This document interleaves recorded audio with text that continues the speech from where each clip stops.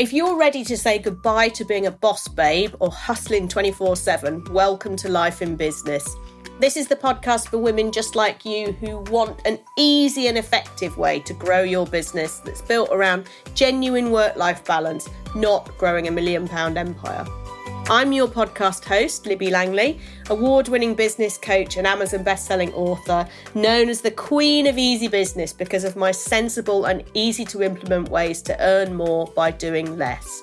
In Life in Business, I share with you how to make small but effective tweaks, how to be confident in your business decisions, and how to make a healthy and guilt-free profit doing exactly what you love the most without working 14 hours a day. Get ready to make your dreams a reality. Here's this week's episode. Hello, my friend. Welcome to another episode of Life in Business with me, Libby Langley. Today, something exciting. I'm going to tell you how to grow and scale your business the easy way, right? There'll be all sorts of stuff that you've read online, people you followed on Instagram, LinkedIn adverts you've seen, people telling you that the way to grow your business, grow your business, hustle, women hustle, all that kind of, you don't need to do that, okay? So what I am here to tell you today is how to do it in a way that really suits you, because I don't know about you. Well, I do know about you because you're here, but I don't know about you, but I ain't going to do that. The idea of having to work harder is exhausting. And quite frankly, it's not going to happen. I work hard, I focus hard, you work hard, you focus. But what's more important is not working as well, right? Serving your clients, making your clients happy, that's all massively important in your business. But life is important too. You don't want to grow a £1 million empire. You want to be able to have time with your family or time on your own, sitting quietly in a darkened room, whatever it is that you want to do. But in order to be able to facilitate that, then you also want more income, right? You want a bigger business so that you have more income to be able to do the things that you want to do, yeah?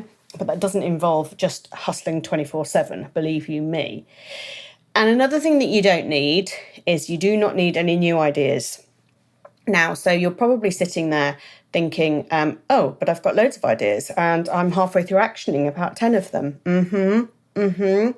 Therein lies one of the little problems. You don't need any new ideas. What we all need in order to grow and scale our business the easy way is absolute clarity about who you are and what you want. And kind of importantly, what's standing in your way right now. And I don't mean that in the only problem, you're the problem. No, the only problem is you. That kind of you're in your own way. Get out of your own way, whatever the expression is, it doesn't resonate, so I can't remember it. But you're in your own way. That's not true, okay? You are the single most important thing in your life and in your business. And you do not need to get out of your own way. There are perhaps reframes of how you think that would be beneficial to you. But what's standing in your way right now is kind of nothing, right? Because you're incredible, so you can do this. But there are some thinking mechanisms or ways that you act and behave that are kind of stopping you growing and scaling your business. And also at times have been guilty of all of these. So do not think that you are alone here. And what I'm not going to give you today, I'm not going to tell you that you need to hustle 24/7. And I'm also not going to give you any kind of quick fix nonsense, right? There's none of that. You know me well enough now that that's not what I do and that's not what I believe in. So the first thing to kind of think about when you are wanting to grow and scale your business the easy way is that you do kind of need to identify and remove or get support on the obstacles that are stopping you. And they can be really practical things, right? Absolutely can be super practical things. So it could be that you are doing too much. And if you're trying to do all the things, then it might be that you need to stop doing all the things, partly because they're not all needed, right? All the things that you do, I can almost guarantee that, let's pick a percentage. 50%, that's quite high, but 50% of the things that you do are not income generating and not crucial in your business. And if you sit and do a really clear analysis of what you're actually doing every day, then I'm sure that a large percentage of it can stop, right? And focusing on the income generating activities is just going to grow and scale your business more easily, right? So you're doing too much, you're doing too many things. Also, you're listening to too many people. And I know that sounds really ironic because you're listening to me now, but you're listening to too many people. There's too many coaches and gurus and whatever people promising you the earth that you're following on Instagram or connecting with or on their email lists. And the more people like that you're connecting with, the more challenging it is to kind of see what you want, right? So this is about you being really clear about who you are and what you want.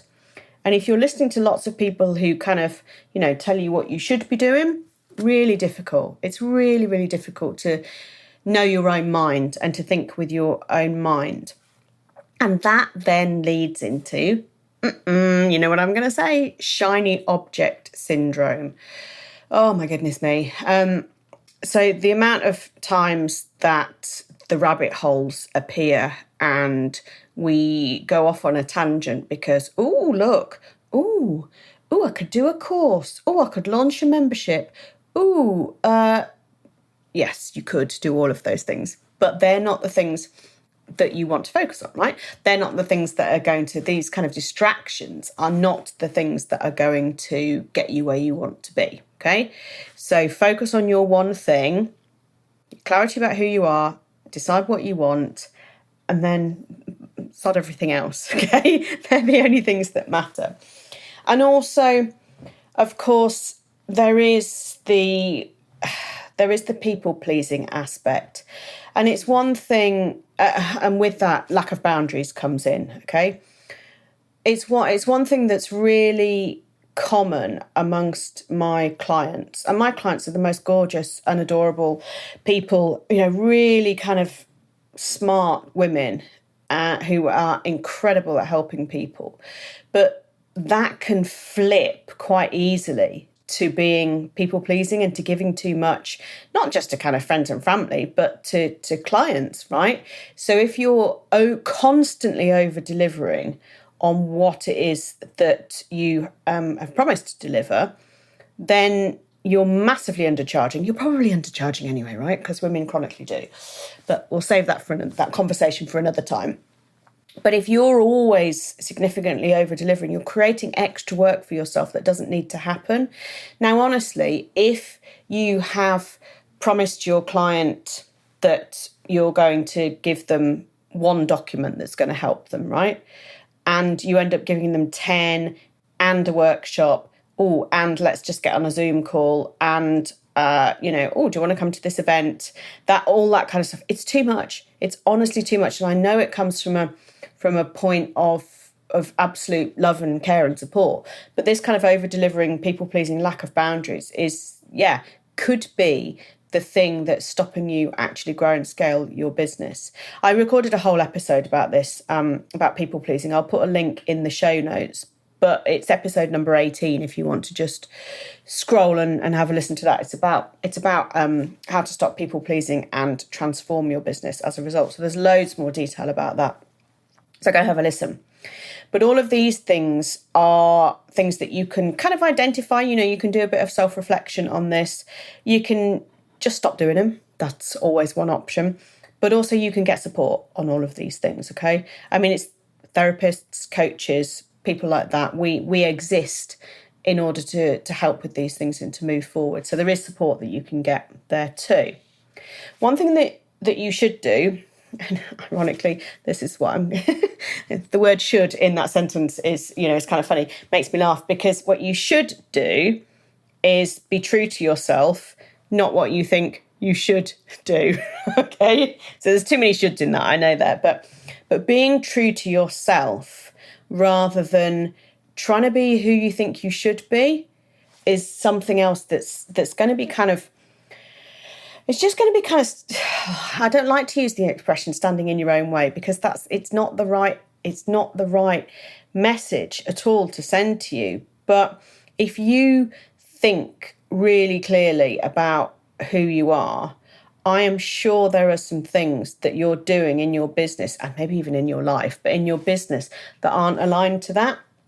And I had a conversation with a client earlier on today, actually, this day of recording, and we talked about photo shoots. Now, I've been in business since 2011, so I've loads of photo shoots over that time. And when I did my first kind of photo shoots, I was really corporate, right? And then I found myself as how I was when I ran the business as an agency. And then when I stopped that and went back to being just me in 2015, the first photo shoot I had then was, again, really corporate. And this is the conversation I had with my client this morning. And she was saying how she's updated her website because the first photo shoot she did was really corporate. And we talked about what we actually kind of like to wear. And it's, jeans and comfies and hoodies and T-shirts and soft clothing, right? And not corporate jackets or heels. Oh, I've done my stint in heels, believe you me. That's all I wore up until, 10 years ago or something. But that's not being true to yourself. And part of this comes with age, Part of it comes with, you just get a bit of age under your belt. You get a bit more confidence. You care kind of maybe a bit less. But just really embracing who you are is so, so important, because you're such an amazing person that not giving yourself the space to be that amazing person in your business, you're doing yourself a disservice. And it's kind of sad, really. So think about what really lights you up in your business and in your life. But what really lights you up in your business? What are the bits that you really, really love? What gives you energy? So what energizes you in your business? And there might well be some things that you're doing that are actually absolutely exhausting. So what really gives you energy? And if there are things that you're doing on a regular basis, particularly if there's something, it's the income generating work that you're doing that absolutely drains you, then that's something that needs a big look at, okay? Because the income generating work should be the stuff that lights you up. That should be the bit that you really love, yeah? For me, I absolutely love working with my clients. And I really, I thoroughly enjoy working one-to-one with my coaching clients. But for me, and that gives me energy, but too much is exhausting. So I have put boundaries in place as to how many clients I work with, how many clients I talk to each day, and how the whole thing is managed, because I'm being true to myself, right? I know kind of how this works now and how it works for me. And whilst I still, so enable me to still give a really good service to my clients. So kind of where are you at with that? If you sat with that thought of what lights me up in my business, what gives me energy in my business, and what doesn't, what do you come out with? What do you think? You're like, oh shit, yeah, no, I don't like doing that. So that's something for you to reflect on. And this kind of trying to be something you're not. I've really embraced that in the last couple of years, I think. And I'm not an extrovert. I'm not an extrovert. I'm an introvert, and I spend a lot of time at home on my own. And that's kind of okay. And I'm okay with that now. And I certainly went through a phase, and I know in my previous job, before I started my business, if I did any kind of Myers-Briggs tests or these personality tests, came out as an extrovert, right? But that was because I was trying to be what I thought I should be. And so you answer, it's quite easy to kind of trick these quizzes sometimes, because you answer with the person that you sort of think you are, rather than the person who you actually are, which is really interesting. I love an online personality test. I'm I'm just addicted to them. But so if you genuinely think about who you are and what you want, that's just going to make it so much easier for you to grow and scale your business, because you know that every step you take is going to be properly aligned to who you are, what your energy is, and what lights you up, which is just so magical, and who you are, who you truly are, that's who you're meant to be. So why not embrace it, right? It's blooming hard work trying to be someone else. Just I think back to the kind of, the days when I had a job and it was just, I put everything into it. And, this whole hustle thing that I'm so anti now, oh my God, I did that in my career.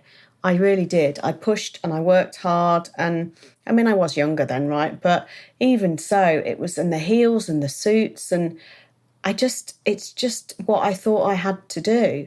And I wasn't unhappy, I mean, I really did love the last job I had, certainly. I really did love it. But now I'm in a space, because I've been self-employed for a long time, and I'm in a space where I'm just really, truly allowing myself to do what I want to do and what feels right for me. It's wildly different. I wouldn't last a day in that job now, partly because of all the meetings about meetings. But it's interesting when you kind of do this period of self-reflection, I think, and you allow yourself to be truthful about what it is, So looking at where you were and where you are now, celebrating the wins, okay? So how far have you come in your life and in your business journey? And what's everything is so goal focused, and I know that I talk about goals quite a lot, and about setting goals and everything, but which is very future based, which is amazing. We need to do that. We need to know where we're going. But what about doing a reflection on things? So how far have you come? And this is something that I talk about a lot with my clients. And they're like, oh, I haven't done much. And it's like, right, hang on a minute. Let me just look at the notes from the first session that we had, and let's just look now. And it could be significant changes like working a day or two less a week, as well as our financial income changes. There's always those for clients too. But actually, it's just, when you arrived, you kind of didn't know what was going on, who you were, what your business really did. Couldn't sum it up in one clear sentence as to who you were and what you offered people. And look at you now. Yay, now you can. And that is such a phenomenal journey and such a phenomenal win, that reflecting on that, not on a weekly basis necessarily, where was I last Friday? Here I am this Friday. I don't mean that, but I mean in a kind of overall picture. Then being mindful of that, that's phenomenal. And by doing that, kind of what's worked and what hasn't. So the stuff that hasn't worked, you can dive a bit more deeply into that and think, well, okay, why didn't that work? Oh yeah, because I was trying to launch something that wasn't aligned to my energy, was shiny object syndrome. Somebody told me I should do it. Do you see how that kind of pattern comes through there? So by being really, what's the word? Is it introspective? Self-aware and reflective of things, being absolutely aware of decisions you're making and what's going on, it really, really helps you to grow and scale your business. Because if you look at the things that didn't work, well, you ain't going to do those anymore, but you're going to know why. And why might be a technical thing, but it also might be because it was the wrong thing for you. Okay, so that's huge. And then the things that did work and that you enjoyed and that lit you up and that earned you the money, you just do more of those. And all the other stuff falls by the wayside. And before you know it, you've grown and scaled your business. It often, honestly, it comes down to just that kind of simplicity. And if there are gaps in, if you ran a workshop and people loved it, but you don't know, then it was great and the feedback was great and it earned you what you wanted to earn and all of this, and you want to grow and scale that particularly, there might be some gaps in your knowledge, right? So there might be some technical gaps, but you can buy a specific course just to help you with that thing, or you can get support from a business coach who's been there and done that. So it's only after this period of self-reflection and analysis that you're able to kind of identify the genuine gaps of where you need support and or learning, which is wildly different to shiny object syndrome of, oh, do you know what? Yeah. So I read that I should be on YouTube. So now I'm going to buy a YouTube course and I'm going to learn how to do YouTube. But actually, I still am not being true to myself. So I don't really know what it is that I want to offer people. It's not in a super comfortable way. And the cycle begins, right? The cycle continues. So this is, and also guilty, have done that many a time over the years myself, but it's what happens, right? We think we should be doing something, so we go off on a tangent, we buy a course or join a program, sometimes like thousands and thousands of pounds, right? Hello, from someone who did a 15 grand program with someone that was just awful and damaging and horrible. But so I always speak from experience, you know that it's when you kind of, when you allow yourself to just have a bit of space and think, right, let me look at what's worked, what doesn't work, what I like, what I don't like, that then you can get the support that you need, right, to kind of plug the gaps, if you like. So it's simplicity. The more simple you make something, the quicker and easier it's going to grow. Believe you me, that is the best bit of advice that I can give you. Absolutely. And this is from a coaching perspective, but it's also from a flipping been there, done that perspective. The more you follow people who have a far bigger, more complicated business and try and replicate it, the more you're kind of going to not get anywhere. It's the simple truth. And most coaches probably won't tell you that, but that is absolutely true. And I want to say to you that fun is an element that should always be included. Have some fun. Stop doing all the boring, dull stuff. Not all of it, because some sort of admin needs to still be done if that's what you find boring. But just make sure that, 90% of what you're doing in your business is enjoyable, is fun, is easy, is simple. And that is how you will grow and scale. So it's not by working harder or hustling more. It's not by posting 5 times a day on Instagram. Ain't going to make any difference, right? You need to get these kind of foundations of you in place. So you need to think about the things that you're doing that, maybe kind of you need some support on, or maybe you need to stop doing, like shiny object syndrome, doing too much, saying yes to everything, no boundaries, people pleasing, all these kind of things. And then be true to yourself and know what you absolutely want. So what lights you up, what gives you energy, not what you should be doing. And then have some fun, celebrate your wins, enjoy the journey, reflect on where you've been and look at where you are now. I mean, flipping heck, whoever thought that? It's absolutely incredible. You are the key to the growth of your business. You are the key. And I think it's time you unlocked that door to your dreams. It's just so powerful.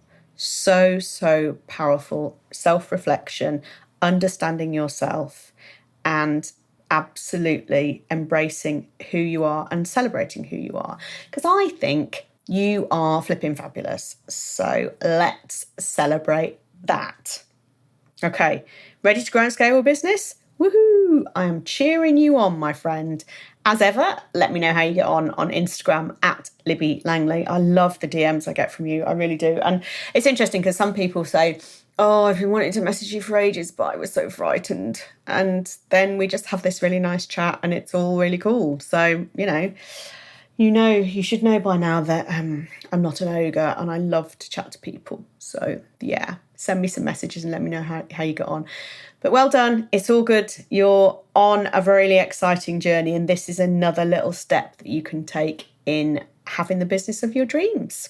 Thanks for joining me. I'll see you next time. Thank you for listening to Life in Business. Please make sure that you subscribe or follow so you don't miss any future episodes. And if you enjoyed today's show, please leave a review, as it helps others to find the podcast and spread the word that there's an easier way to do business. If you want to chat with me about today's episode or suggest a topic for the future, I would love to hear from you. You can find me on Instagram @Libby Langley. See you next week.